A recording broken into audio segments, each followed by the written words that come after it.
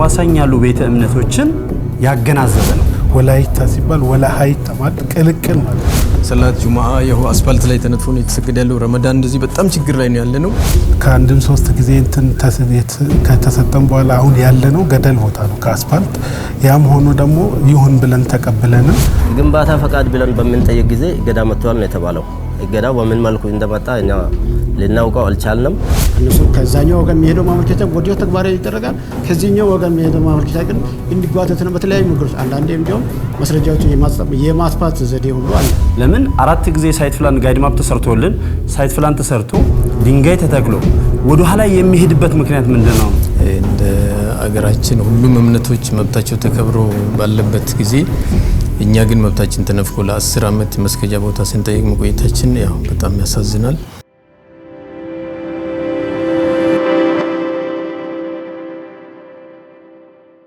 ሰላም አለይኩም ወራህመቱላሂ ወበረካቱ። የተወደዳችሁና የተከበራችሁ የሀሩን ሚዲያ ተከታታዮች በያላችሁበት የዓለም ዳርቻ አክብሮታዊ ሰላምታችን ይድረሳችሁ።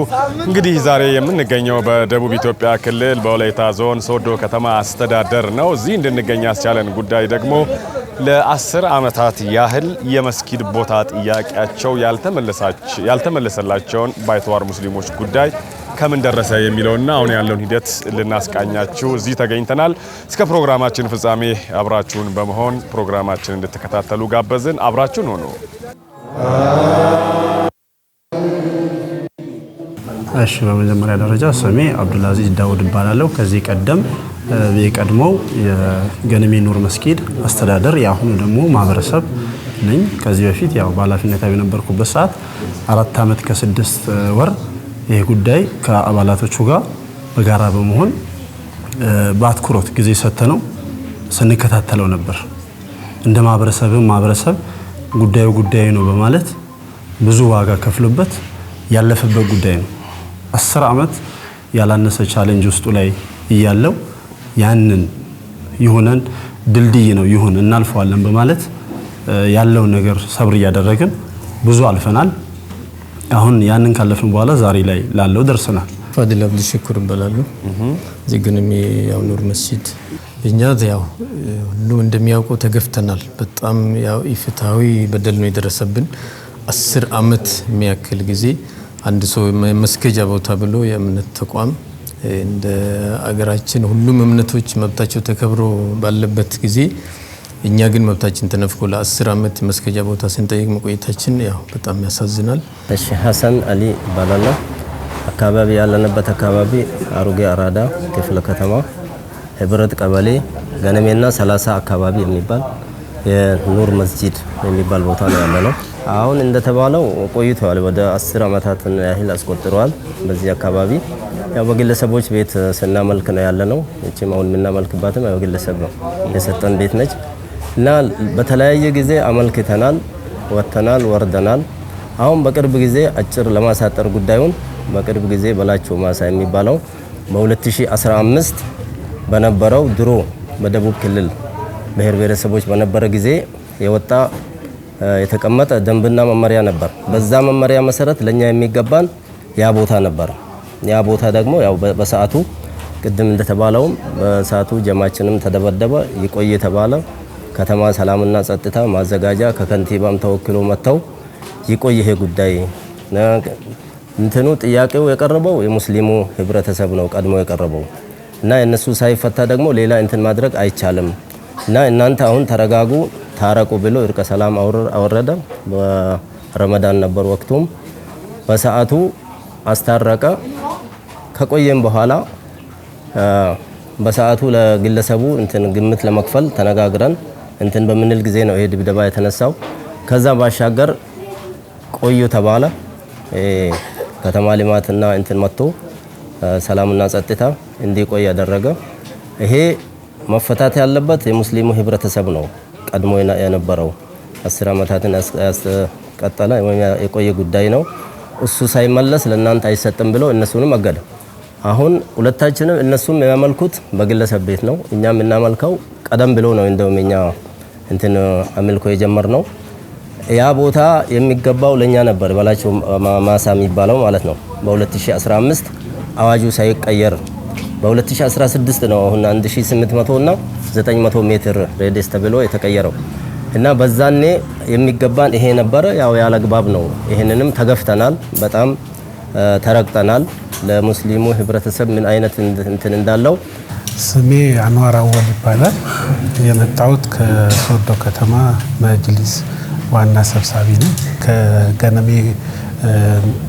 ኮሚቴዎች ጋር አብሮ በመሆን ስንሰራ ያው እነሱ ቀደም ብሎ በ2005 አካባቢ ይመስለኛል ለረዘም ላለ አመት ከ10 አመት በላይ ነው እና ጉዳዩን እኛ ስንከታተለው ከ10 አመት በላይ ነው እንትኑን ያመለከቱት።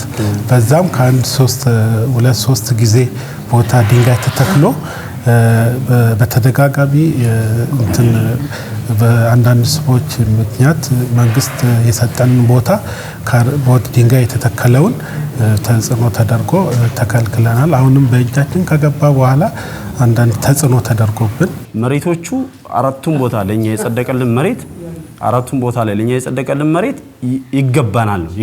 አራቱም መሬት እኛን የሚከለክል ነገር የለም። ለምን ከተባለ አዋሳኝ ያሉ ቤተ እምነቶችን ያገናዘበ ነው።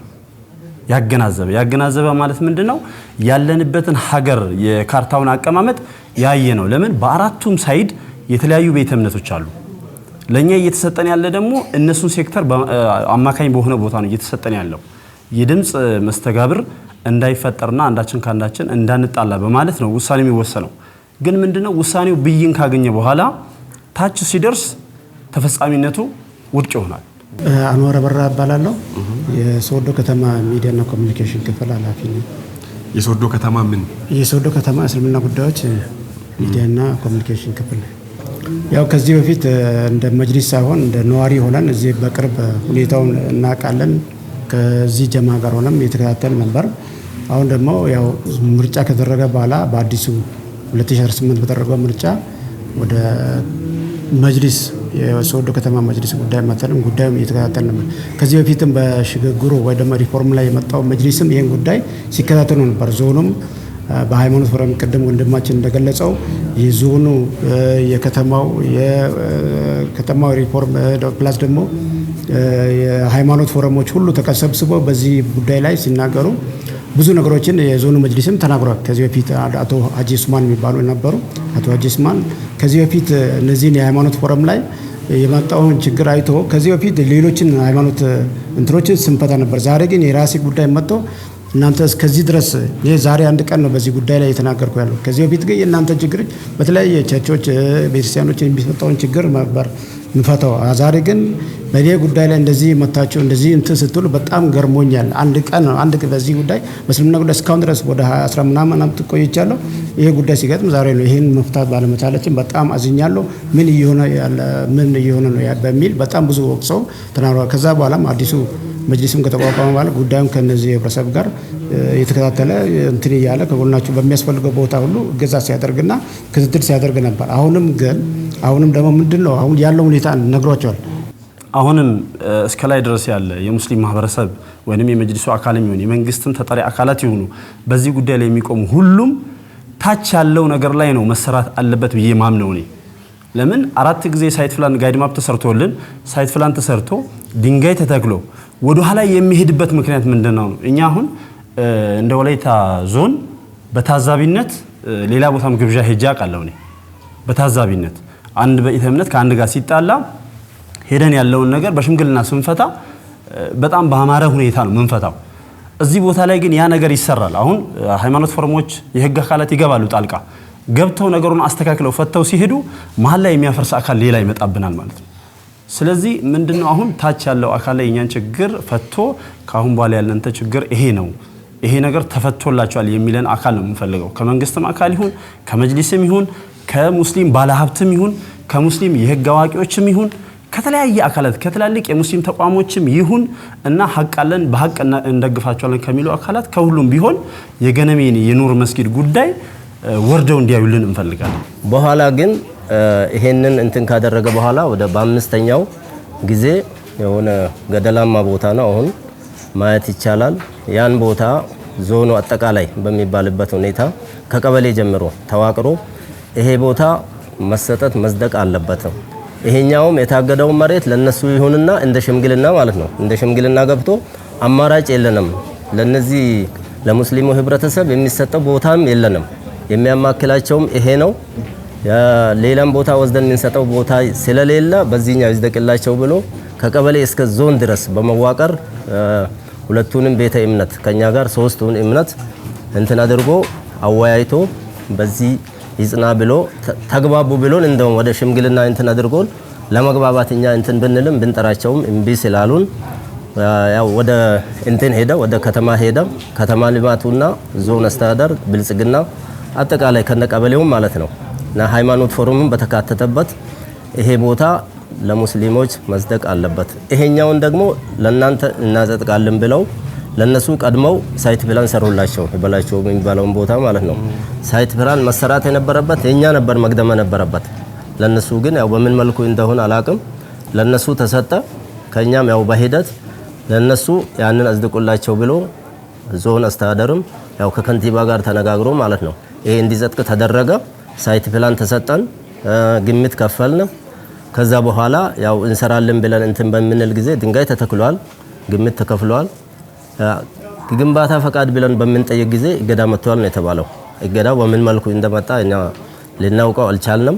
ከአንድ 5 ቦታ ድረስ እየተቀማ በተለያየ ምክንያቶች የተነገረ በመጨረሻም ያው እዚህ አሁን 4ኛ ቦታ ላይ ሲሰጠን አሁን ለነሱ ተጨማሪ ወደ 42ኛ ቸርች ተደርጎ የተሰጣቸው ቦታ በጣም በሚገርም ሁኔታ ያው የኛ ምናኖች ተደበደቡ፣ ብዙ ጉዳት ደረሰብን። ወቅቱ ረመዳን ነበረ። ከዛ በኋላ የሚመለከታቸው ክፍል ያው ተሰብስቦ ይሄ ቦታ ሙስሊሙ ነው ቀዳሚ ጠያቂ፣ ነገር ግን በሁለት እምነት መካከል ግጭት እስከተፈጠረ ድረስ ለሁለቱም አይሰጥም፣ እንደው ቦታው ለሌላ ተቋም እናደርጋለን፣ ለሙስሊሞቹ ግን አፋጣኝ ሌላ ተለዋጭ ቦታ ተፈልጎ ይሰጣቸው የሚል አቋም ወሰደ። መዘጋጀውም ከተማ አስተዳደሮች አጠቃላይ ዞኑም ጭምር። በዛ ሁኔታ ላይ ያው አልፎ ነገሩ ወደ ዞን ሄደና ዞን አጠቃላይ ያሉ አመራሮች ያለውን ተቋም ሁሉም መጥቶ እስከ ቦታው ድረስ ዞን አስተዳዳሪው ጭምር ፖለቲካ ዘርፉ ሁሉም መጥቶ ቦታው ድረስ አዩት ማዋቀሩ። ከዛ ይሄ ያሰጣል። አውራ ጎዳና መንገድ ፌዴራል መንገድ አለ፣ በመሃሉ ሌሎች የውስጥ ለውስጥ መንገዶች አሉ። ዙሪያ ደግሞ የገበያ ቦታዎች፣ የእምነት ተቋማት ላይኛው በጣም ከፍ ያለ ቦታ እንደውም የእምነቱ እነዚህ ሊረብሽ ይችላል የሚባለው የነኛ ጽዮን ቤተክርስቲያን ወደ ታች ያለው ነው። እነኚህ ቁልቁለት ውስጥ ነው የተሰጣቸው።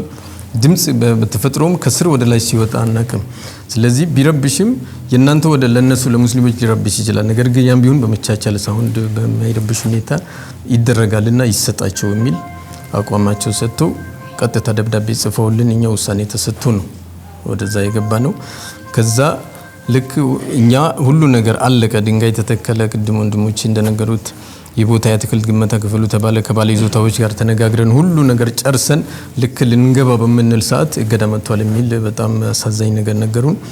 የታላላቆቹ የመንግስት አካላት ጥሩ እሳቤና ጥሩ አመለካከት እንዳይፈጸም የሚያደርግ አካላት ውስጥ ላይ በመኖሩ ለኛ ጫና የፈጠረብን ትልቁ ነገር ያ ነው። ለምሳሌ የካቢኔ ውሳኔ የአራት የካቢኔ ውሳኔ አለ። የማረሚያው ጀርባ የካቢኔ ውሳኔ አለን። የጤና ጣቢያ የካቢኔ ውሳኔ አለን። እዚህ ጋር የበላቸው መሬት የካቢኔ ውሳኔ አለን። ጋይድማ ፑል አለ። አሁን ደግሞ የተሰጠን ቦታ ሳይት ሁላ አለ እጃችን ላይ የጸደቀበት ሳይት ሰርቶ ካሳ ከፍለን ድንጋይ ተተክሎ ወደ 4 ቦታ እንደዚህ ተነቅሎብናል። ስለዚህ የነቀለው አካል ማን ነው ብለን በደንብ አሞክረን ስናየው ታች ያለው አካላት ነው እንጂ ትላልቁ ካቢኔ ላይ ተጽዕኖም አላደረገም። ማህበረሰቡ ላይ እውነት ለመናገር እውነት ነው፣ ሀቅ ነው። ስለዚህ ምንድነው እኛ ላይ ያለ የመንግስት አካል የካቢኔን ውሳኔ የሚያስተላልፈው አካል ይህን ነገር እስከታች ወርዶ አለመከታተል ችግር አለ። ከተከታተለ በኋላስ ብይን ላይ ሲደርስ የአመራር ይወርዳል። ሲወርድ ሌላው አመራር ሲመጣ የሱ ውሳኔ ትክክል አይደለም በማለት ነው ሙስሊም ማህበረሰቡን ጫና እያሳደረ ያለው። የሱ ውሳኔ ትክክል አይደለም የኔ ትክክል ነው በማለት የራሱን ውሳኔ ለማስተላለፍ ይሞክራል። እሱም ልክ ሊፈጽምልን ስል ይወርዳል። ይሄ ነገር ሙስሊም ማህበረሰቡ ላይ ትልቅ ተጽዕኖ አሳድሯል። አንደኛ ያው ቦታው ከአንድም 3 ጊዜ እንትን ከተሰጠን በኋላ አሁን ያለነው ገደል ቦታ ነው ከአስፋልት። ያም ሆኖ ደግሞ ይሁን ብለን ተቀብለንም በጣም ተጽዕኖ ነው የተደረገብን በሰዎች። ስለዚህ ያንን የመንግስት አካላት ተረድተው ለኛ ይሄንን ሶሉሽን ቢሰጡን ጥሩ ነው ይላለው።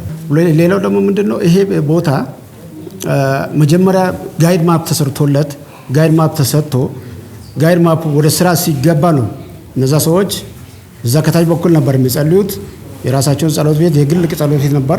ህብረተሰቡን በመምታት ረመዳን ነበር በጨለማ በመምታት ድንጋይ በመወርወር በጣም ሁከትና ችግር በመፍጠር ይሄ ነገር ፈጥሮ ያንን ቦታ ለቀ ስንወጣ ያንን ቦታ መጥቶ ነው የተረከቡት።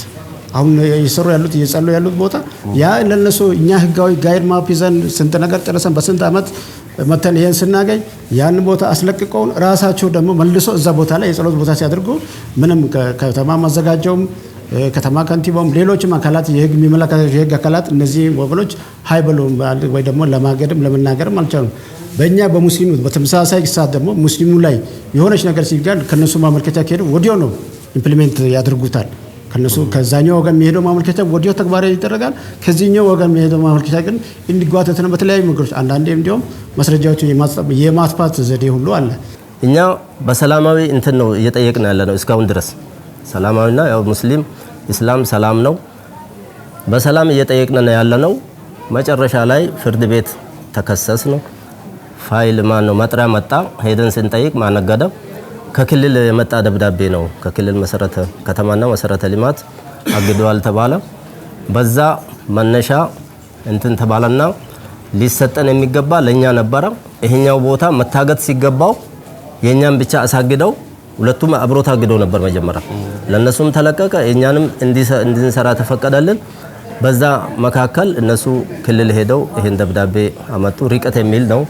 ርቀት አይደለም የአካባቢው ወስነዋል። በምን መልኩ ነው የተወሰነው ብሎ ሳይጠይቅ ክልሉ ከተማና መሰረተ ልማት ማለት ነው ርቀቱን ያልጠበቀ በምን ምክንያት ተሰጣችሁ ብሎ ሳያወያይ መቶ ብቻ እገዳ ስላመጣ እኛ ተጎተና ያለነው አሁንም ፍርድ ቤት ክስ ላይ ነው ያለነው። ብዙ ጊዜ ሞክረናል። ሃይማኖት ፎረም ጋር ሄደናል። ዞኑ ጋር ከተማ ዞን እንትና ሰላምና ጸጥታ ጋር ክልሉም ጋር አሁን በቀጠሮ በሂደት ነው ያለነው። በሃይማኖት ፎረም ይፈታልን ፍርድ ቤት ይውጣ። ፍርድ ቤት አሁን ለህዳር 15 ተብሎ ነው ቀጠሮ ላይ ነው።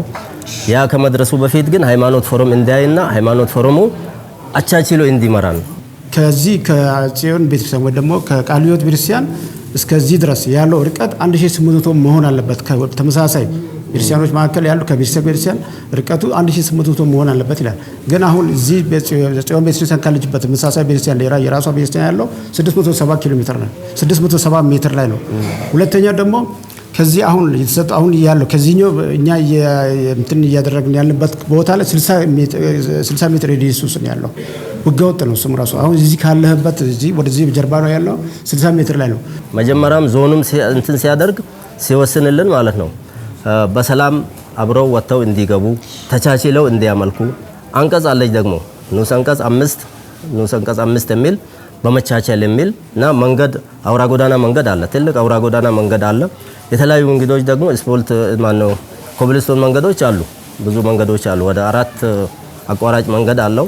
ያ ይቻላል ብሎ ሃይማኖት ፎረም 3 ጊዜ ሶስቱም የከተማ የዞን የክልል ሃይማኖት ፎረም ቦታውን ድረስ ወርዶ አይቶ ይሄ ያሰጣቸዋል። ይሄ ምንም ተቻችለው ማምለክ አለባቸው እና ዞን ከተማና ልማትም እንደወሰነው በዚህ ይወሰን ብለው ዞኑም ከተማውም ወስነዋል።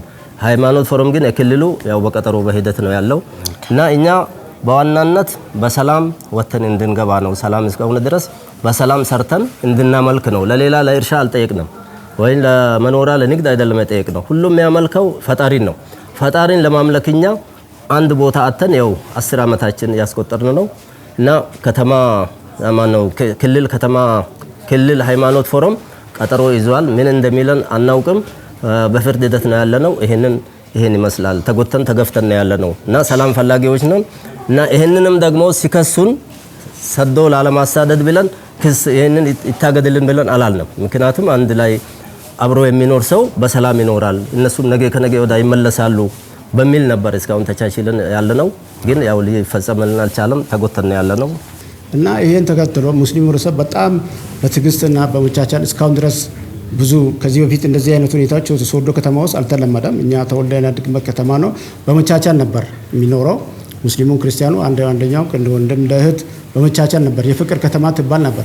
ከተወሰነ ጊዜ በኋላ ግን እንደዚህ አይነት ችግሮች በየጊዜው እየተነሱ ሙስሊሙ ህብረተሰብ ያለበት እንግዲህ ታውቃላችሁ ብዙ ችግሮች ይደርሱበታል። ለፍቅር ለሀገር ግንባታ ሲባል ለአንተ ሲባል ብዙ ነገር ችሎ ነው የሚኖረው። እንደዚህ አይነት ነገሮችን አሁን ሲመጣ ማንም በነሱ ጋር ቢሆን ሆ ብሎ ተነስቶ ነው ብዙ ነገሮች የሚቀያየሩ ብዙ ነገር እንትን የሚያደርጉ። ግን ሙስሊሙ ህብረተሰብ ታጋሽ ነው፣ ሰላም ይፈልጋል። አሁንም ቢሆን የተፈጠሩ ችግሮች በሰላማዊ መንገድ ህጋዊ መንገድ አግባብ ይዞ እንዲፈቱ ጥረት ያደርጋል። የገነሜ ኑር መስጊድ ማህበረሰብ ለመንግስት ቅን ታዛዥ ነው።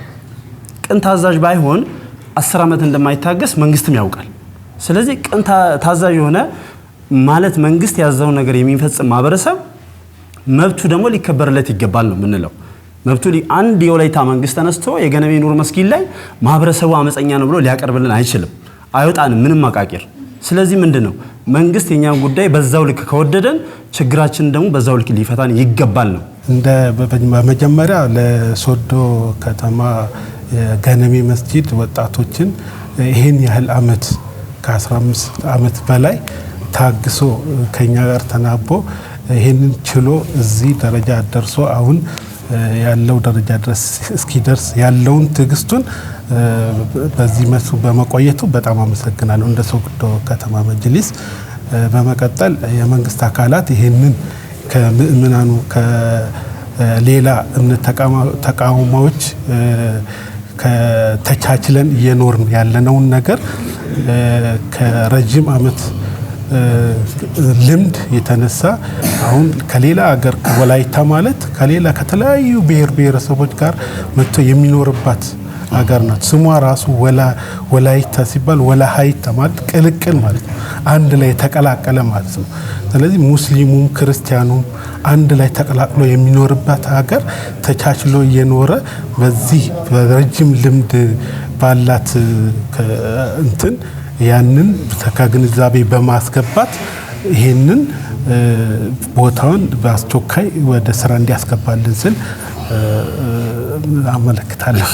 በድጋሚ አሰላሙ አለይኩም ወራህመቱላሂ ወበረካቱ። የተወደዳችሁ እንግዲህ በደቡብ ኢትዮጵያ ክልል በወላይታ ዞን ሶዶ ከተማ አስተዳደር ገነሜ 30 ተብሎ በሚጠራበት አካባቢ የገነሜ መስጂድ ጀማዎች ከ2008 ጀምሮ የመስገጃ ቦታ ጥያቄ ለከተማ አስተዳደሩ አቅርበዋል። ያቀረቡትንም ሰነዶች ለመመልከት ሞክረናል።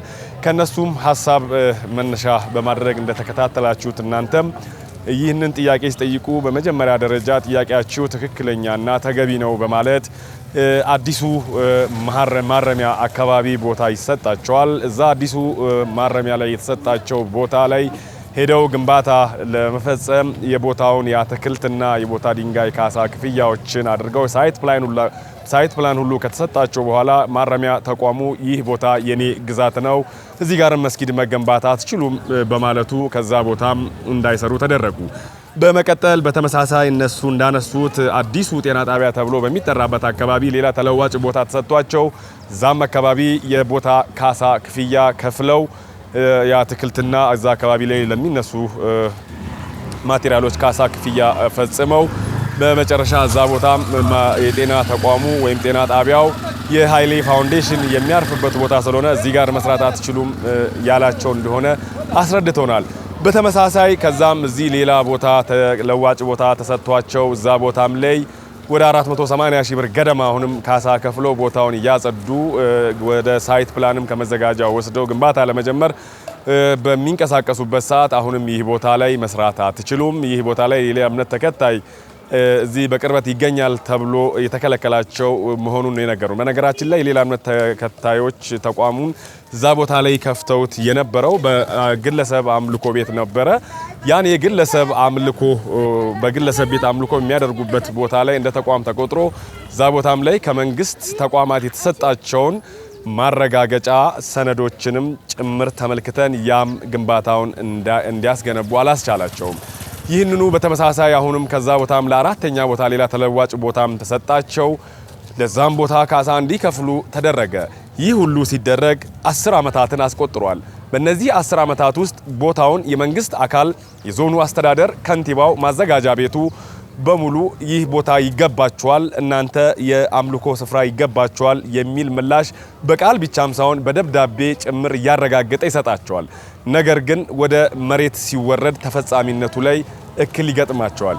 ይህንን ደግሞ እነሱ ሲገልጹት የመንግስት ተቋም ከላይ ያለው አመራር ካቢኔው ወስኖ የሰጠንን ቦታ ሌሎች መንግስት ስር ያሉ የታች አስፈጻሚ አካላት ሆም ብለው መስጊዱን እንዳንገነባው እኛን የማዳከም ስራ እየሰሩ ከኛ ኋላ የጠየቁ የሌላ እምነት ተቋማት ሙስሊም ያልሆኑትን ማለት ነው በተመሳሳይ ለ42ኛ ተቋማቸውን የሚገነቡበት ቦታ ኢቭን እኛ የጠየቅንበት ቦታ ላይ ጭምር ለሌሎች አሳልፎ ሰጥቷቸው ግንባታቸውን የፈጸሙበት ሁነት አለ በማለት ጭምር ምስክርነታቸውን ጭምር ነው ያስመለከቱን።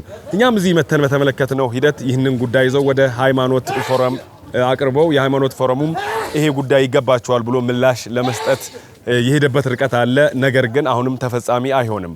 በተመሳሳይ ለክልሉ መንግስት፣ ለክልሉ ብልጽግና ፓርቲ፣ ለክልሉ ሃይማኖቶች ፎረም እንዲሁም ለሚመለከታቸው የመንግስት አካላት አቤቱታቸውን አቅርበዋል። ነገር ግን አሁንም እልባት አላገኙም።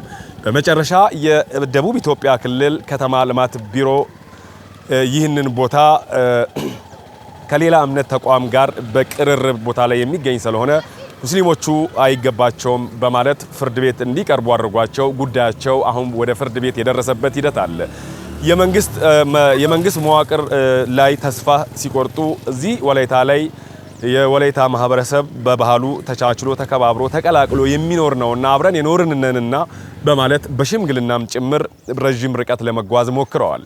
ነገር ግን በሽምግልና ለመግባባትም ጫፍ ሊደርሱ ሲሉ አሁንም ጉዳዩ ያደር ጥሬ የሆነ አሁንም እልባት ሳያገኙ አንድ የመስገጃ ቦታ 2000 ካሬ ሜትር በተመሳሳይ 4 እና 5 ቦታዎች ላይ ምሪት ተሰጥቷቸው ለአምስቱም ቦታዎች ላይ የሳይት ፕላኖች ጭምር የተሰጡበትና የግንባታ ፍቃድ ተሰጥቷቸው እንቅስቃሴ ያደረጉ እስከ 1.2 ሚሊዮን ብር ወጪ አድርገው አሁንም መስገጃ ቦታ አጥተው ዛሬ እኛ እዚህ መተን የሰገድንበት ቦታ ላይ መንገድ ላይ ሊሰግዱ ተገደዋል።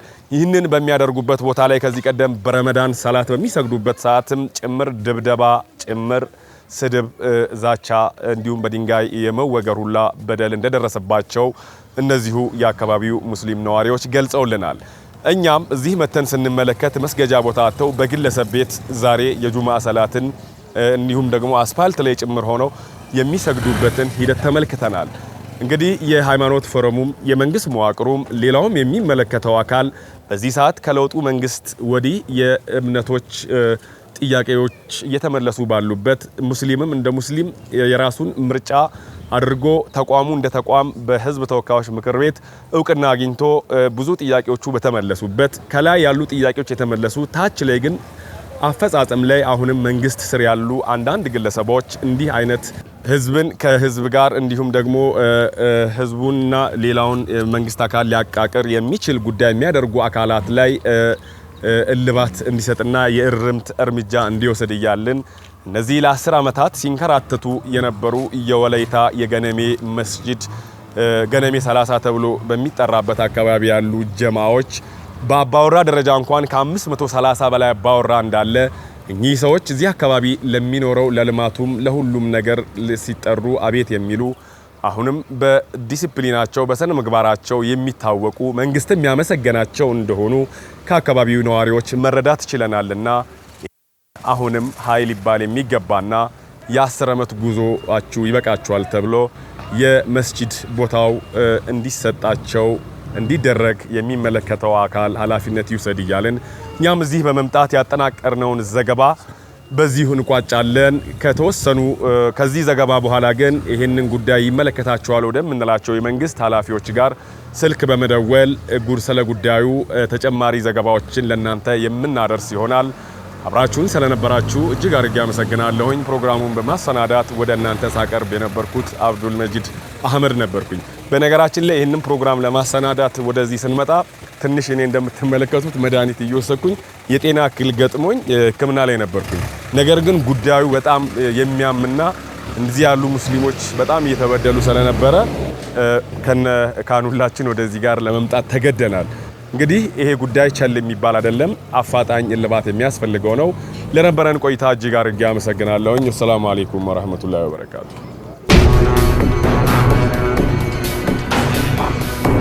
ነው።